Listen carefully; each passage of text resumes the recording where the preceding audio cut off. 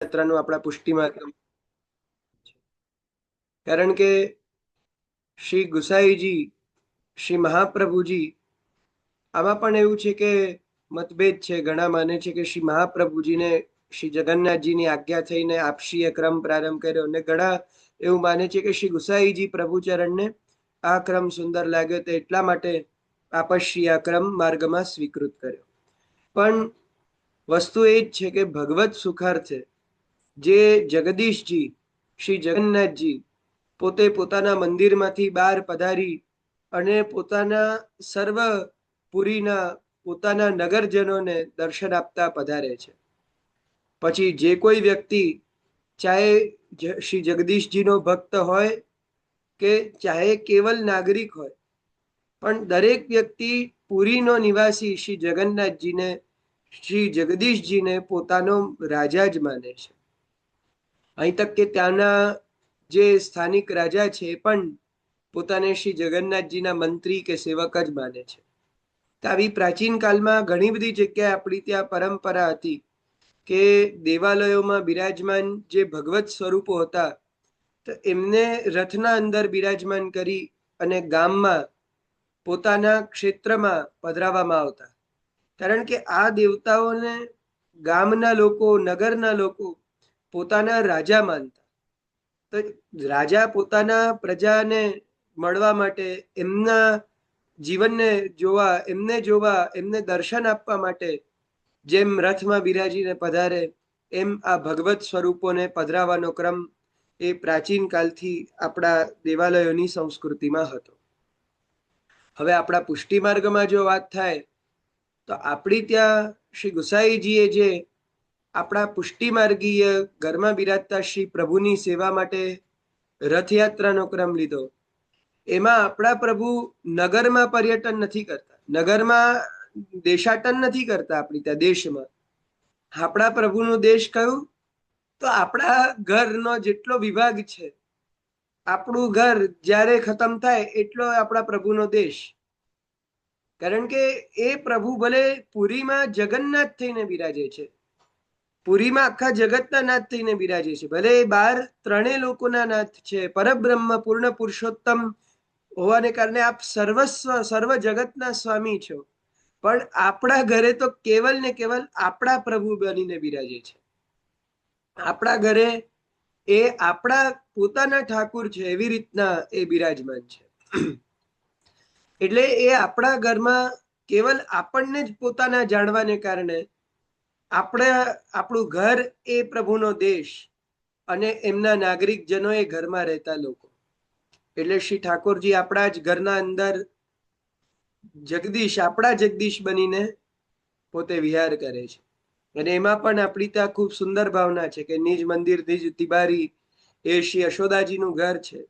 પછી કમલ ચોક છે એ શ્રી ગોવર્ધન છે, ડોલ તિબારી છે એ શ્રી વૃંદાવન છે. તો આવી રીતના અલગ અલગ ભાવનાઓ આપણા પુષ્ટિ માર્ગમાં છે. અને એક વસ્તુ તો આપણી ત્યાં છે જ કે અલ્ટિમેટલી દરેક ભાવ આપણો વ્રજલીલામાં આવી જ જાય છે. ભલે કથા જગન્નાથજીની છે, પણ પુષ્ટિ માર્ગમાં આવી જે સેવા શ્રી મહાપ્રભુજી આપણને આજ્ઞા કરી છે કે સર્વદા સર્વભાવેના ભજનીયો વ્રજાધિપ, જે વ્રજાધિપ માનીને સર્વભાવથી સેવા કરવાની આજ્ઞા શ્રી મહાપ્રભુજીએ કરી, તો એ આજ્ઞાથી વિચાર કરીને આપણે આ સેવામાં પણ વ્રજલીલાના જ દર્શન કરીએ. જેમ આપણા ભક્ત કવિઓને થયા, એ લોકોએ પણ જે પદગાન કર્યા છે એ એમને દર્શન જે થયા છે એ વ્રજલીલાના થયા છે. મૈયા રથલે બેઠરી મૈયા મોહે, પછી દેખો માઈ હરી ઝુકે રથ કી શોભા, રથ બેઠે ગિરધારી. તો આ બધા એવા સુંદર કીર્તનો જે વ્રજના ભાવના છે. માઈ મેં રથ ચડી ડોલુંગો, તો આ બધામાં શ્રી ઠાકોરજી યશોદાજીને પોતે આગ્રહ કરી રહ્યા છે કે મૈયા મને રથ પર બેસાડો. તો એ રથ કોઈ જગન્નાથજીના ક્ષેત્રના રથ કરતા એક અલગ વ્રજલીલાની વાત છે કે જ્યાં વ્રજમાં ગોપ બાલકો સાથે, બલદાવજી સાથે, જ્યાં યશોદાજીના ખોડામાં બિરાજે છે ઠાકોરજીને, યશોદાજી શ્રી પ્રભુને લઈને રથ પર બિરાજેલા છે. તો આવી રીતના જે વ્રજલીલા છે એ આપણી ત્યાં એક કેન્દ્રમાં છે. તો એવી રીતના આપણી ત્યાં કીર્તનો ગાવામાં આવે છે. તો આ એક આપણી ત્યાં રથયાત્રાની ભાવના છે. અને રથયાત્રાથી બીજી વસ્તુ કે આપણી ત્યાં વર્ષાકાલ, વર્ષા ઋતુના સેવાક્રમો આવી જાય છે. તો એમાં ઘણા ફેરફારો આપણી ત્યાં જોવા મળે છે. જેમ કે ખસના પડદા બંધ થઈ જવા, અથવા તો માટીના કુંજા બંધ થઈ જવા. કાલથી પછી ચાંદીના કુંજા આવશે. પછી એવી રીતના પરાત, ફુવારા ઇત્યાદિ બધું વળું થઈ જાય છે. તો આવી રીતના સેવાક્રમમાં પણ આપણે ફેરફાર જોઈ શકીએ છીએ. તો આખો રથયાત્રાનો આપણી ત્યાંનો ક્રમ, રથયાત્રાના ક્રમમાં તો વિશેષમાં જે ઘરની આપ સેવા કરતા હો અથવા આપના મનનો જે ભાવ છે એ પ્રકારે આપના સેવ્ય સ્વરૂપ પ્રમાણે, આપની અનુકૂળતા પ્રમાણે આપ એ ક્રમ કરી શકો છો. અને એ રથયાત્રાના દિવસે એ જ ભાવના, કારણ કે જો આપણને એક બહુ મોટો અહીંયા કહીએ ને કે એક પુષ્ટિ માર્ગીય અને આપણા ગૃહ સેવાનો એક એટલો મોટો આપણામાં છે, કહીએ ને કે એડવાન્ટેજ છે જે કોઈની પાસે નથી. આપણી પાસે જેમ બીજે બધે જોઈએ તો લોકો વિશેષમાં શું કરી શકે? જગન્નાથજીની રથયાત્રા નીકળતી હોય તો પુરી જઈને દર્શન કરે. અત્યારનો સમય હોય તો લાઈવ પ્રસારણથી દર્શન કરે, જે આજે બધાએ કર્યા. પણ આપણી પાસે એક એડવાન્ટેજ એવો છે કે આપણે લોકો એ જગન્નાથ દે વ્રજનાથ બનીને જે આપણા ઘરે બિરાજે છે એમને આપણે જાતે રથમાં ઝુલાવી શકીએ છીએ. આ વસ્તુ આપણા ત્યાં જ સંભવે છે. એક વસ્તુ હજી કહેવા માંગીશ, ઘણાને મનમાં પ્રશ્ન હોય છે કે આ વખતે આપણી ત્યાં રથયાત્રા ત્રીજની કેમ છે? તેમાં પૂજ્ય પિતૃચરણે ફેસબુક દ્વારા આપણને સમજ પ્રદાન કરી છે. છતાં એક ટૂંકમાં સમજાવું કે આપણી ત્યાં રથયાત્રાને નક્ષત્ર પ્રધાન માની છે. એટલે નક્ષત્ર પ્રધાન હોવાના લીધે એ પુષ્ય નક્ષત્ર જ્યારે સૂર્યોદયમાં હોય, એટલે સૂર્ય જ્યારે ઉગે ત્યારે પુષ્ય નક્ષત્ર હોય તે જ દિવસે આપણે રથયાત્રા મનાવીએ છીએ. આ વખતે અષાઢી બીજના દિવસે તો સવારે પુનર્વસુ નક્ષત્ર હતો. તો આપણી ત્યાં વલ્લભજી ઇત્યાદિ પ્રાચીન આચાર્યોએ તો સ્પષ્ટ કહ્યું છે કે પુનર્વસુ નક્ષત્રમાં રથારોહણ ન થઈ શકે પ્રભુનું. તો આવી રીતના એ નક્ષત્રના કારણે નક્ષત્ર પ્રધાન ઉત્સવ, જેમ સ્નાન યાત્રા છે, ડોલુત્સવ છે, તે એ બધા નક્ષત્ર પ્રધાન છે. તો એ નક્ષત્ર પુષ્ય નક્ષત્ર સૂર્યોદય સમય હોવાને કારણે પછી એમાં એવું નથી કે ત્રીજના જ, એકમના પણ આવે, બીજના પણ ને ત્રીજના પણ, ગમે ત્યારે આવે. બીજના આવે તો સૌથી ઉત્તમ છે, પણ આસપાસમાં પણ આવી શકે છે. પણ ત્યારે આપણે એ પુષ્ય નક્ષત્ર હોવાને કારણે આપણા પ્રભુને રથમાં પધરાવીએ છીએ. તો એક જાણકારી કે કેમ આપણે ત્યાં આ વખતે ત્રીજનો થયું છે. તો આટલું કહીને હવે આપણા મૂળ વિષય, જે શ્રી મહાપ્રભુજીનો જે નવરત્ન ગ્રંથ છે, જે વાસ્તવિક રૂપમાં જોઈએ તો એક બહુ પ્રૌઢ મનોવૈજ્ઞાનિક ગ્રંથ છે. કારણ કે જે આપણા શ્રી આચાર્ય ચરણ એક ભક્તિ માર્ગીય માઇન્ડ સમજતા હતા, એવું કદાચિત કોઈ સમજતું નથી. સાયકોલોજીસ્ટ હશે, મનોવૈજ્ઞાનિક હશે, એને બીજી બધી ખબર પડશે, બધા ઇમોશન્સ ખબર પડશે, પણ ભક્તિ ઇમોશન એક એવું છે, ભક્તિનો રસ એક એવો, ભક્તિ રસ એક એવો રસ છે કે ભક્તિ રસને માપવાની કે એને સમજવાની ક્ષમતા કોઈ મનુષ્યમાં, સામાન્ય મનુષ્યમાં નથી હોતી. અને બીજી વસ્તુ કે ભક્તિ જ્યારે આપણા અંદર આવે છે ત્યારે ભક્તિ સાથે ભક્તિના સંદર્ભની ઘણી ચિંતાઓ આપણા મનમાં હોય છે. તો એ ચિંતાનું નિરાકરણ પણ આપણને કેવલ આપણા શ્રી આચાર્ય ચરણ શ્રી મહાપ્રભુજી જ આપી શકે છે. તો એને હવે આપણે સમજવાનો પ્રયત્ન કરીએ કે શ્રી મહાપ્રભુજી આપણને આમાં શું બતાવ્યું છે. આ ગ્રંથને પ્રારંભ કરતા પહેલા એક બે વસ્તુ આપણા મનમાં દૃઢ હોવી જોઈએ. એક તો જે ભગવદીયને નિમિત્ત બનાવીને શ્રી મહાપ્રભુજીએ અમુક લોકો માટે આ ગ્રંથની રચના કરી, એ ગોવિંદ દુબે સાંચોરા. અને એમનો પ્રસંગ આપણે ગયા વખતે જોયો કે કેમ એમના માટે શ્રી મહાપ્રભુજીએ નવરત્ન ગ્રંથની રચના કરી. એમના મનમાં જે એમના મનની અંદર જે પ્રકારનો કહીએ ને કે ઉદ્વેગ થઈ રહ્યો હતો, તો એના માટે શ્રી મહાપ્રભુજીએ ખૂબ કૃપા કરી અને નવરત્ન ગ્રંથ એમને પ્રદાન કર્યો. હવે એક બીજી વસ્તુ આપણે અહીંયા સમજવાની છે કે આ નવરત્ન ગ્રંથ કોના માટે? એક સમજો કે શ્રી મહાપ્રભુજી કોણ છે એને પહેલા શ્રી ગુસાઈજીએ ચિંતા સંતાન હંતારો શ્લોકથી આપણને સમજાવી દીધું. કારણ કે જ્યારે આપણે આચાર્ય ચરણ જે આપણને આ નવરત્ન ગ્રંથ કહેવાના છે એ આચાર્ય ચરણ માટે જ્યારે આપણે જે ભાવ હોવો જોઈએ એવો ભાવ સ્થાપિત કરીએ તો એ એમની વાણીને આપણે કેવા અર્થમાં લેવો અથવા એ વાણી કોના માટે છે આપણને સમજાય. જેમ તમને ઉદાહરણ માટે એક વાત કહું કે અગર કોઈ કોચ છે, હવે કોચ બધી જગ્યાએ હોય, સામાન્ય આપણે જોઈએ તો આપણા શૈક્ષણિક સ્તર ઉપર પણ કોચ હોય છે, ટ્યુશન્સમાં પણ કોચ હોય છે, ક્રિકેટમાં પણ કોચ હોય છે, ફૂટબોલમાં પણ કોચ હોય છે, ઘણા બધા સ્પોર્ટ્સમાં કોચ હોય છે. તો હવે આપણે જ્યારે વાત કરીએ કે ક્રિકેટ કોચ, તો ક્રિકેટ કોચ વાત સાંભળ્યા પછી આપણને એ સમજાઈ જશે કે એમની પાસે જઈને મને ક્રિકેટ સિવાય બીજું કોઈ જ્ઞાન નથી મળવાનું. એટલે જેને ક્રિકેટમાં રસ છે, જેને ક્રિકેટ શીખવું છે, એ ક્રિકેટ કોચ પાસે જાય. ફૂટબોલ વાળા ક્રિકેટ કોચ પાસે જઈને એમને કોઈ ફાયદો નથી. તો અહીંયા શ્રી મહાપ્રભુજી કોણ છે ને શ્રી ગુસાઈજી સમજાવે છે કે ચિંતા સંતાન હંતારો યત્પાદામ બુજરે નવઃ સ્વીયાનાંતાન નિજાચાર્યાન પ્રણમામિ મુહુર્મુહુ. આ ચિંતા સંતાન હંતારો એ શ્રી ગુસાઈજીનો જે નવરત્ન ઉપરનો પ્રકાશ છે, જે આપશીની ટીકા છે, એનો પ્રથમ શ્લોક છે. તો શ્રી ગુસાઈજી અહીંયા શ્રી મહાપ્રભુજીને શું કહી રહ્યા છે કે સ્વીયાનામ તાન નિજાચાર્યાન, કે પોતાના લોકો સ્વીયજનોના નિજાચાર્ય છે. એટલે શ્રી મહાપ્રભુજી એ કઈ બધાને ઉપદેશ આપવા માટે નથી બિરાજતા. શ્રી મહાપ્રભુજી નો જે વાસ્તવિક સેવક વર્ગ છે તો ખૂબ ઓછો છે. કારણ કે જે લોકો આ કૃપાના અધિકારી છે, જે લોકો એ અધિકારી છે કે શ્રી વલ્લભની વાણીને સમજીને ભગવત સેવા કરી શકે, એટલા માટે જ એ લોકો માટે જ આ શ્રી વલ્લભ ભૂતલ ઉપર પધારીને ઉપદેશ કરી રહ્યા છે, દરેક જનસામાન્ય માટે નથી. એટલે શ્રી મહાપ્રભુજી નિજાચાર્યના રૂપમાં, એટલે કહીને કે આપણા પોતાના, આપણા પર્સનલ આચાર્ય છે, આપણા પુષ્ટિ માર્ગીઓના આચાર્ય છે. જગત ગુરુ પછી પહેલા એ કેવલ આપણા ગુરુ છે.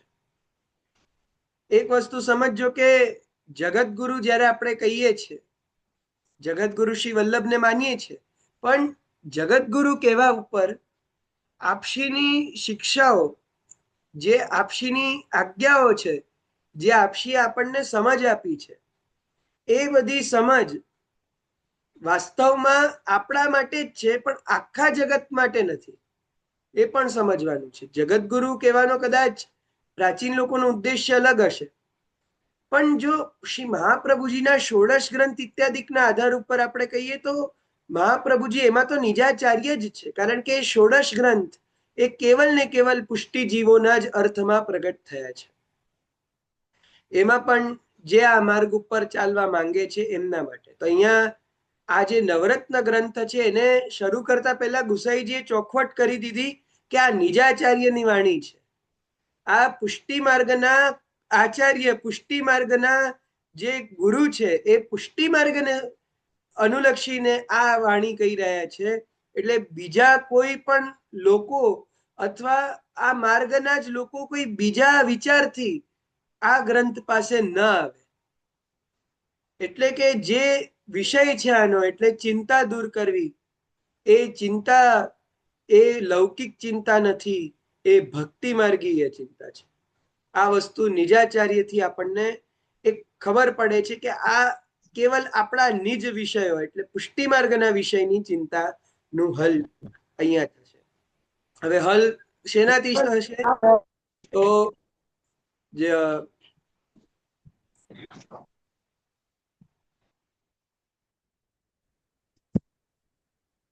હલ શેનાથી થશે? તો ચિંતા સંતાન હંતારો યત્પાદાંબુજ રેણવ, શ્રી મહાપ્રભુજીના ચરણ રેણુથી. તો એટલા માટે શ્રી ગુસાઈજી પ્રભુચરણ આ પ્રકારે આપણને આ આખો ભાવ સમજાવી રહ્યા છે.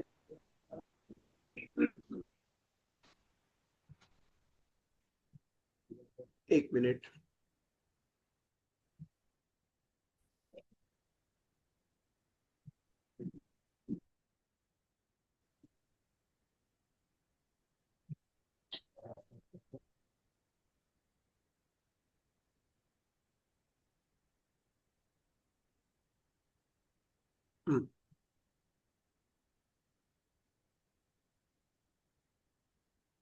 એટલે અહીંયા શ્રી ગુસાઈજી આપણને એક બીજી પણ વાત નવરત્ન ગ્રંથના પ્રકાશમાં છેલ્લે કહી છે. હવે આ નવરત્ન ગ્રંથ કોના માટે છે એને વધારે દૃઢતાથી સમજાવે છે. તો અહીંયા શ્રી ગુસાઈજી આજ્ઞા કરે છે કે ભક્તિ માર્ગે પ્રવૃત્તસ્ય, ભક્તિ માર્ગની અંદર જે પ્રવૃત્ત થયા છે, ભક્તિ માર્ગમાં એટલે કે જેણે નિવેદન કરીને કૃષ્ણની ભક્તિને જ એકમાત્ર પોતાનું સાધન બનાવ્યું છે. અહીંયા જે રસ્તા ઉપર આ ચિંતાઓ નડવાની છે ભક્તિ માર્ગનો રસ્તો છે. એટલે કે આમાં સમજો કે એ જે ચિંતાઓ છે એને કદાચ તમે સ્પીડ બ્રેકર માનો, કે તમારા માર્ગના સ્પીડ બ્રેકર અથવા તમારા માર્ગના બેરિકેશન્સ છે. તો એ તમને ક્યાં નડશે? કે જે રોડ ઉપર એ સ્પીડ બ્રેકર હશે એ ત્યાંની ચિંતા દૂર કરવા માટે ત્યાંના ઉપાય હશે, અથવા તો કંઈક ત્યાં વચ્ચે અડચણ હશે એને દૂર કરવાનો રસ્તો એ રોડ પૂરતો હશે. પણ જે બીજો રોડ છે કે જ્યાં એ પ્રકારના બેરિકેડ્સ જ નથી આવતા, ત્યાં આપણે જઈને કંઈ કરી નથી શકતા. એટલે અહીંયા શ્રી ગુસાઈજી પ્રભુચરણ આપણને એક વસ્તુ પ્રકાશની અંદર સમજાવે છે કે ભક્તિ માર્ગે પ્રવૃત્તસ્ય દાઢ્યાર્થ મિદમુચ્યતે અંધસ્ય સૂર્ય ઇવ તદ વિમુખસ્યાત્ર નાર્થિતા. જો અહીંયા સમજો શ્રી ગુસાઈજી શું કહે છે કે ભક્તિ માર્ગમાં જે પ્રવૃત્ત છે એના ભક્તિના દૃઢતા માટે, એની ભક્તિ દૃઢ થાય એના માટે આ વાણી કહેવામાં આવી છે. કારણ કે જો એક સમાન જોવા જેવી વાત છે કે ચિંતા આપણા અંદર જેટલી હશે એટલી આપણી ભક્તિમાં જે આપણું કહીએ ને કે આપણી અચલ ભક્તિ છે એ સ્થાપિત નહીં રહે. ક્યાંક ને ક્યાંક એમાં કંઈક પ્રોબ્લેમ આવશે, કંઈક ફ્લક્ચ્યુએશન્સ આવશે. તો અહીંયા એ ચિંતાઓને દૂર કરવાની આવશ્યકતા છે, જે આ નવરત્નથી થાય છે. પણ બીજી વસ્તુ, અંધસ્ય સૂર્ય ઇવ તદ વિમુખસ્યાત્ર નાર્થિતા. એક વસ્તુ શ્રી ગુસાઈજી સમજાવે છે કે ભાઈ ભક્તિ માર્ગીય માટે બરાબર, પણ જે વિમુખ લોકો છે, જે વિમુખ એટલે અહીંયા મુખ જ નથી, આ તરફ ધ્યાન જ નથી જેમનું, જે લોકો કેવલ બહારની અચીવમેન્ટ્સ માટે, બહારના વિચારો માટે, બહારના જ કહીએ ને કે લૌકિક પ્રવૃત્તિઓ માટે જ જે આવી રહ્યા છે, એને શ્રી ગુસાઈજી કહે છે કે અંધસ્ય સૂર્ય ઇવ તદ. અગર તમે આ નવરત્નને કે શ્રી વલ્લભની વાણીને સૂર્ય સમાન, પ્રકાશ સમાન કહો, પણ જે અંધ વ્યક્તિ છે, અંધ વ્યક્તિને સૂર્ય ઉગે કે સૂર્ય અસ્ત થાય એનાથી શું ફરક પડવાનો? ગમે તેટલો સૂર્ય પ્રકાશમાન હોય, બપોરનો કહીએ ને કે એકદમ પ્રકાશ તો સૂર્ય હોય, એમાં પણ અંધ વ્યક્તિને કોઈ વસ્તુ વંચાવાની નથી, કોઈ વસ્તુ દેખાવાની નથી. સૂર્ય હોવાનો કે ન હોવાનો કોઈ ફરક જ નથી. એમ જે વિમુખ છે એને કોઈ ફરક જ નથી પડતો કે શ્રી વલ્લભ ની આ વાણી કેવી રીતની છે. કારણ કે અહીંયા જે કોઈ પણ ચિંતાની વાત થાય છે, અહીંયા ચિંતા ભક્તિ માર્ગમાં છે કે નથી એ ભક્તિ માર્ગના વિષયની વાત છે. એટલે અહીંયા કોઈ પણ જાતની ચિંતા કે મારા લગ્ન થઈ જાય, મારી ત્યાં બાળકો થાય, મને પૈસા મળે, મારો ધંધો સારો ચાલે, હું એક્ઝામમાં પાસ થઈ જાઉં, આવી કોઈ પણ પ્રકારની ચિંતા અહીંયા લાવવા માટેની નથી. એ બધી લૌકિક ચિંતાઓ છે. અહીંયા કેવલ ને કેવલ જે અલૌકિક ચિંતા ભગવત સંબંધી છે એની માટે જ આ ગ્રંથ છે. એટલે જે આપણે ઘણીવાર જોતા હોઈએ છીએ કે લૌકિકમાં કંઈક સિદ્ધ કરવા 9 વાર નવરત્ન કરો, તો આવું બધું ન કરવું જોઈએ. તો અહીંયા એક એ વસ્તુ થઈ ગઈ. પછી શ્રી ગુસાઈજી આપણને આ નવરત્ન ગ્રંથમાં આપણને ગાઈડ કરી રહ્યા છે. તો અહીંયા નવરત્ન ગ્રંથને આપણે જ્યારે શરૂ કરવા જઈ રહ્યા છે ત્યારે એક ચિંતામાં પણ, કારણ કે આ ગ્રંથ જ ચિંતા શબ્દથી શરૂ થાય છે. નવરત્નનો પ્રથમ શ્લોક, ચિંતા કાપી નકાર્યા નિવેદિતાત્મભી કદાપી ભગવાન અપી પુષ્ટિસ્થો ન કરીષ્યતિ લૌકિકિં જગતિ. અહીંયા બતાવવામાં આવ્યું છે કે ચિંતા, હવે ચિંતા પાછી બે પ્રકારની છે. ચિંતા એક સ્વૈચ્છિક હોય છે અને એક અનૈચ્છિક હોય છે. આ બે ચિંતાઓમાં ફરક શું કે એક ચિંતા જે છે સ્વૈચ્છિક ચિંતા એ કાર્ય દ્વારા, એટલે કહીએ ને કે આપણા પોતાના કારણે, આપણા પોતાના એફર્ટ્સથી આપણે પોતે કંઈક વિચારીને ચિંતામાં પડી જઈએ છીએ કે જેમાં ખરેખર ચિંતા હોતી નથી, પણ આપણે જાતે એમાં ડૂબી જઈએ છીએ. એટલે આપણી જાતે ઊભી કરેલી ચિંતા એક સ્વૈચ્છિક ચિંતા છે. અને એક અનૈચ્છિક ચિંતા એટલે જે આપણી, કહીએ ને કે આપણા હાથમાં છે જ નહીં, એ ચિંતા ડાયરેક્ટલી આપણને થઈ ગઈ, એ પ્રકારની એક ચિંતા. એટલે કહીએ ને કે એમાં આપણું કોઈ બસ નથી.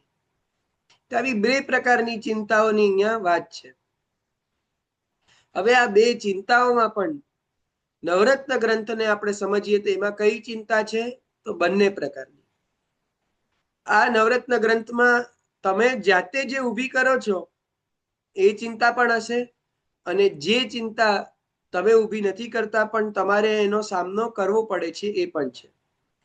પણ એ કેવી રીતે છે કે પહેલા જે 7 શ્લોકો છે, જો ટોટલ નવરત્નમાં 9 શ્લોકો છે, નવરત્ન, તો એમાં જે 7 પહેલાના શ્લોકો છે એ સ્વૈચ્છિક ચિંતાના નિવારણાર્થ છે, અને બાકીના છેલ્લો જે 8મો અને 9મો શ્લોક છે એ જે આપણા દ્વારા ઊભી નથી કરેલી એવી ચિંતાના નિવારણાર્થ છે. તો આવી રીતના એ બે પ્રકારની જે ચિંતાઓ છે એની વાત થઈ ગઈ. પછી એક બીજી વસ્તુ કે ચિંતા કોને થાય. આમાં એક બહુ સુંદર વસ્તુ આપણા વિદ્વાનો દ્વારા સમજાવવામાં આવી છે કે આપણી ભક્તિ માર્ગીય એજ, આપણી ભક્તિ માર્ગીય ઉંમર એ અને આપણી અવસ્થા, કે આપણે ભક્તિ માર્ગમાં ચાલતા ચાલતા શ્રી વલ્લભના પથ ઉપર ચાલતા ચાલતા કઈ અવસ્થામાં આવ્યા, તો એને સમજાવવા માટે પણ ષોડશ ગ્રંથમાં અલગ અલગ અવસ્થાઓ અલગ અલગ ગ્રંથ વાંચવા વાળાઓની બતાવી છે. જેમ બાલબોધ વગેરે જે છે એ બાલ અવસ્થા, પછી બાલાવસ્થા, પછી કુમાર અવસ્થાના ગ્રંથ.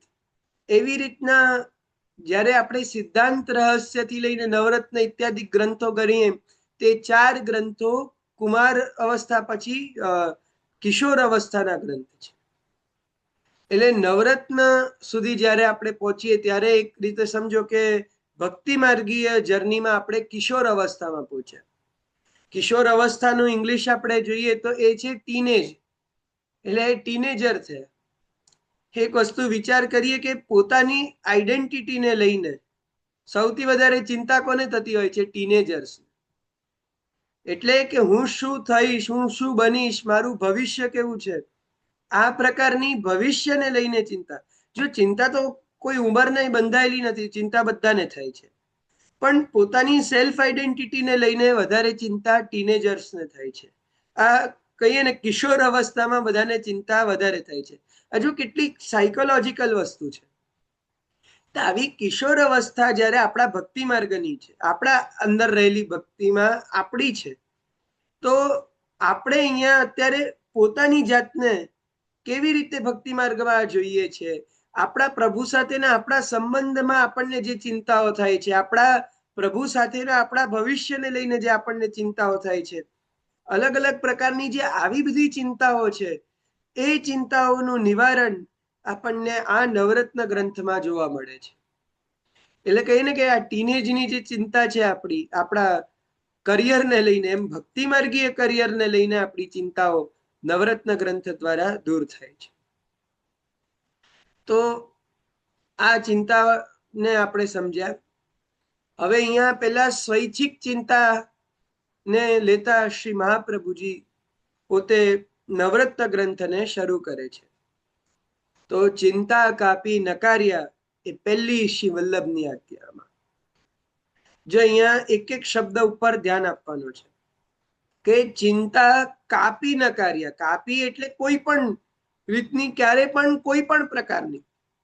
એટલે ઘણી બધી આપણને ચિંતાઓ હોય છે, અંદરની બહારની, કોઈ પણ પ્રકારની ચિંતા આપણે નથી કરવાની. અને અહીંયા વર્ડ આપ્યો છે કાર્ય. કાર્ય એટલે શું કે કરવી નહીં. જો કેટલી ડીપ વાત શ્રી મહાપ્રભુજી કહે છે કે આપણે શું વિચારીએ કે ભાઈ મને ચિંતા થાય છે. ખરેખર અહીંયા વાત શું કરી છે કે ચિંતા કરવી નહીં. એટલે ચિંતા થાય છે ને ચિંતા કરું છું, આ બંનેમાં જમીન આસમાનનો ફરક છે. તમે જ્યારે બોલો છો કે મને ચિંતા થાય છે, ત્યારે કંટ્રોલ તમારા હાથમાં નથી.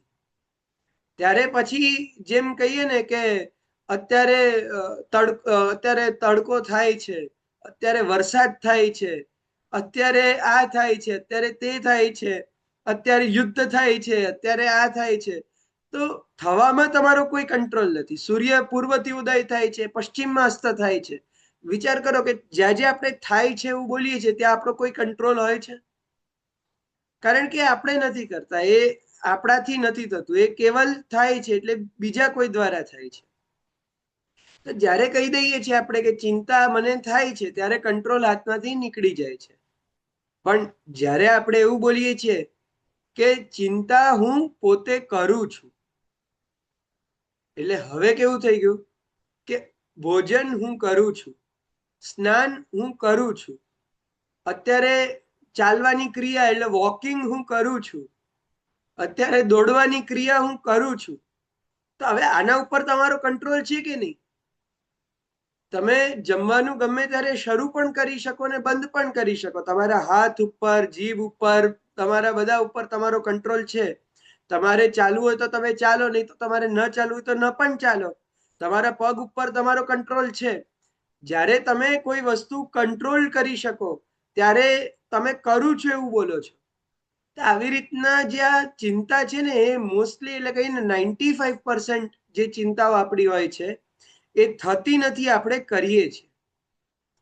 જોકે આ નવરત્ન ગ્રંથનો ઉદ્દેશ્ય ક્યારે પણ લૌકિક ચિંતા નથી, પણ છતાં એક સામાન્ય રીતે કહીએ ને કે એકદમ બેસિક લેવલ પર સમજીએ કે બહારનો કોઈ પણ વ્યક્તિ જો આ વાત સમજી જાય, ભલે નવરત્નને ન સમજે પણ ખાલી આટલું સમજી જાય કે ચિંતા થતી નથી, હું કરું છું, તો પણ લગભગ આપણી કહીએ ને 50% ચિંતા દૂર થઈ ગઈ. કારણ કે આપણને હવે ખબર પડશે કે આપણે કયા રસ્તા અપનાવી શકીએ. જો પહેલા તો જે પ્રોબ્લેમ આપણાથી સોલ્વ થાય એમાં આપણે હંમેશા વિચાર કરીએ છીએ, એમાં આપણે હંમેશા બુદ્ધિ દોડાવીએ છીએ, તર્ક લગાડીએ છીએ. પણ જે વસ્તુ આપણા હાથમાં જ નથી હોતી એવી વસ્તુ ઉપર પછી આપણે કોઈ દિવસ કઈ પ્રયત્ન નથી કરી શકતા. પછી એમાં આપણે ખાલી વિચાર કરીને ઓવરથિંકિંગ ઝોનમાં જતા રહીએ. પણ જ્યારે આપણે એ ચિંતાને ડિફાઇન કરીએ કે ચિંતા છે શું, પહેલા એ ચિંતાનું મૂળ શું છે, એને ડિફાઇન કરીને જ્યારે આપણને ખબર પડે છે કે આ ચિંતા તો હું કરું છું, જાતે કરું છું, એટલે ચિંતા મને કોઈ સોગંદ આપીને કરાવી નથી, કોઈ મને કહીએ ને કે ફોર્સિબલી કરાવતું નથી, આ ચિંતા હું જાતે કરું છું. ત્યારે આપણને કંટ્રોલ મળે છે કે હવે આ ચિંતાને હું બંધ પણ કરી શકું છું. ત્યારે પછી એ ચિંતાને દૂર કરવા માટે કયા પ્રકારનું માઇન્ડસેટ જોઈએ, કેવા વિચારો જોઈએ, એ આપણને સમજાય છે. તો પહેલા તો આટલી વસ્તુથી જ એક શરૂઆત થાય છે કે આપણે ચિંતા ન કરવી જોઈએ, આપણા હાથમાં કંટ્રોલ રાખવો જોઈએ. અને હાથમાં કંટ્રોલ છે એટલે એક ક્રિયાની જેમ કોઈ વસ્તુ કરીએ છીએ એમ ચિંતા પણ એક ક્રિયા છે, નથી કરવાની. હવે ચિંતા જ્યારે આપણે કરવાનું બંધ કરી દઈએ છીએ તો શું આપણે વિચાર પણ કરવાનું બંધ કરીએ છીએ? તો ના, એવું નથી. વિચારો બંધ નથી થતા, ખાલી કહીને કે પ્રોબ્લેમ ઉપર અટકવા વાળી વસ્તુ જતી રહે છે. પછી આપણું માઇન્ડ સોલ્યુશન ઓરિએન્ટેડ બની જાય છે, પ્રોબ્લેમ ઓરિએન્ટેડની જગ્યાએ. એટલે કહીએ ને કે જે પ્રોબ્લેમ ઓરિએન્ટેડ વિચારવાળા લોકો હોય ને, એ કેવા શેમાં પડ્યા કે ભાઈ મારી સાથે આવું કેમ થયું, આવું કેમ થાય છે, આવું જ કેમ, મારી સાથે જ કેમ? એ લોકોના વિચાર પ્રશ્નથી ઉપર નથી જઈ શકતા. જ્યારે કે જે લોકો સોલ્યુશન ઓરિએન્ટેડ એટલે ચિંતનમાં માનનારા લોકો છે, એ લોકો મારે આ વસ્તુ કેવી રીતે સુધારવી, હું પોતાની જાતને વધારે બહેતર કેવી રીતે બનાવી શકીશ, મારાથી એવું કેવી રીતે થાય કે મારા પ્રભુ પ્રસન્ન થાય, એવી રીતના વિચાર કે જેનાથી એ લોકોને કોઈક કર્મ કરવાની પ્રેરણા મળે, એ ચિંતન તરફ શ્રી વલ્લભ આપણને પ્રેરી રહ્યા છે અને ચિંતાઓથી આપણને દૂર કરાવી રહ્યા છે. કારણ કે એ ચિંતા નિર્મૂલ છે. કેમ નિર્મૂલ છે? કે નિવેદિતાત્મભી કદાપિથી ભગવાનપી પુષ્ટિસ્થો ન કરિષ્યતિ. સૌથી પહેલી વાત કે તમે નિવેદન કર્યું છે. હવે આ નિવેદનમાં પણ જો કહીએ ને કે આપણો નિવેદન ગોટાળા વાળું હશે ને, કારણ કે એ પણ એક સત્ય જ છે કે ડર પણ એને લાગે કે જેની નિયતમાં કંઈક ખોટ હોય. જ્યાં આ સમજવા જેવું છે કે નવરત્ન સમજ્યા પછી પણ ડર કેમ લાગે, ચિંતા કેમ થાય? કે હજી નિવેદન આપણું સરખું થયું નથી. એટલે કહીએ ને કે હજી આપણે પ્રભુને સર્વસ્વ કદાચ નામ માટે આપ્યું હશે, પણ હજી હૃદયમાં એ સર્વસ્વ વાળી ભાવના કમી એની આપણને થઈ રહી છે. હજી એ નિવેદન પર એટલો વિશ્વાસ નથી થયો. હજી એ નિવેદનનું એટલું સ્મરણ આપણા અંદર નથી. શ્રી મહાપ્રભુજી હજી આ વસ્તુને પણ આગળ કહેશે કે આપણે જ્યારે નિવેદનમાં એટલા દૃઢ બનીએ છીએ, ભગવત સંબંધમાં એટલા દૃઢ બનીએ છીએ, આપણું બ્રહ્મ સંબંધ જ્યારે સાર્થક રૂપમાં આપણા જીવનમાં રહે છે, ત્યારે પછી એક ગેરંટી સાથે કહી શકાય કે ભગવાન અપી પુષ્ટિસ્થો ન કરિષ્યતિ લૌકિક ગતિ. એવા જીવની પ્રભુ કોઈ દિવસ લૌકિક ગતિ નથી કરતા. આમ તો જે પુષ્ટિ માર્ગમાં સ્થિત છે એની કોઈ દિવસ ભગવાન લૌકિક ગતિ નથી કરતા. પણ અહીંયા અર્થ આ રીતે સમજવો કે નિવેદિત જીવ એટલે વાસ્તવિક નિવેદિત જીવ. કહીએ ને કે જેમ મહાપ્રભુજી કીધું ને કે ભાઈ લૌકિક અને વૈદિકમાં કાપટ્ય ભાવ રાખજો, તો આ તો ભાઈ મહાપ્રભુજીના પોતાના માર્ગમાં કાપટ્ય કરી નાખ્યું કે લૌકિક વૈદિક ને પુષ્ટિ માર્ગીયમાં કાપટ્ય. તો આવું ના ચાલે. એની અંદર જ્યારે આપણે સચ્ચાઈથી ભગવત સેવામાં પ્રવૃત્ત બનીએ, ત્યારે આપણે નિવેદિત જીવ, અને નિવેદિત જીવ હોવા પછી આપણને કોઈ પણ જાતની ચિંતાઓ રહેતી નથી. આ વસ્તુ આપણને શ્રી આચાર્ય ચરણના આ ઉપદેશથી સમજાય છે. તો ભગવાન અપી પુષ્ટિસ્થો ન કરિષ્યતિ લૌકિકીંચ ગતિ. ભગવાન કોઈ દિવસ પણ પુષ્ટિસ્થ જીવને ત્યાગતા નથી, એમની લૌકિક ગતિ નથી કરતા. આ વિશ્વાસ શ્રી વલ્લભ આપણને આપે છે.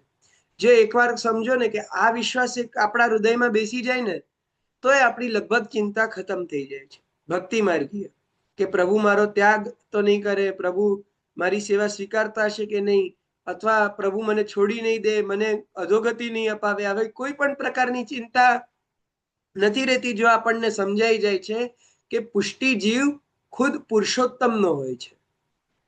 પુરુષોત્તમ પોતે પર્સનલી એમની જવાબદારી લે છે. ઠાકોરજીના શરણે આવ્યા પછી જે આપણા શરણ છે શ્રી કૃષ્ણ, એ પછી આપણું સર્વસ્વ હોવાને કારણે આપણને ક્યારેય ઊંધા ગતિમાં જવા નથી દેતા. તો આ વસ્તુ આપણા હૃદયમાં દ્રઢ શ્રી મહાપ્રભુજી કરાવે છે. પણ આ વસ્તુ માટે જેમ મેં કહ્યું ને કે નિવેદન એ બહુ આવશ્યક છે. કમસે કમ નિવેદનનું આપણને સ્મરણ પણ હોય. આજે એક વાત વિચારો કે બ્રહ્મ સંબંધ વખતે આપણે જે નિવેદન પ્રભુને કર્યું, એ આપણે શું શું નિવેદન કર્યું એ પણ આપણને ખબર છે. એટલે આટલો મોટો આપણા જીવનનો કહીએ ને કે સંબંધ આપણા પુષ્ટિ પુરુષોત્તમ સાથે, કે જેમાં સામાન્ય ડીલમાં તો તમે એકાદ વસ્તુ કોઈને આપતા હશો, તમારો ઘર કોઈને વેચતે વખતે તમે એને આપતા હશો, કોઈ બીજી વસ્તુ આપતા હશો, એના દસ્તાવેજ હશે. પણ આ તો એક પ્રેમનો એવો સંબંધ કે જેમાં તમે સર્વસ્વનું સમર્પણ કર્યું. તે સર્વસ્વનું સમર્પણ કર્યું એ તમને, એમાં તમે શું બોલ્યા એ પણ તમને યાદ છે ખરું? સર્વસ્વનું સમર્પણ તમે શેનું શેનું કર્યું છે, નિવેદન કર્યું છે, તમારા બ્રહ્મ સંબંધ વખતે તમે કેવી પ્રતિજ્ઞા કરી છે એ તમને યાદ છે? તો સૌથી પહેલા એ નિવેદનનું સ્મરણ આવશ્યક છે. એટલે કે નિવેદનને યાદ કરવું, નિવેદનને યાદ કરી અને પછી નિવેદનના હિસાબે આપણું જીવન વ્યતીત કરવું. તો એક બહુ મોટો આપણી ત્યાંનો એક આવશ્યક ભાગ છે. તે આટલી વસ્તુથી આપણને એક નિવેદિત જીવ વિશે અને એની ચિંતા કેવી રીતે દૂર થાય છે પહેલા શ્રી મહાપ્રભુજી દ્વારા સમજવા મળે છે.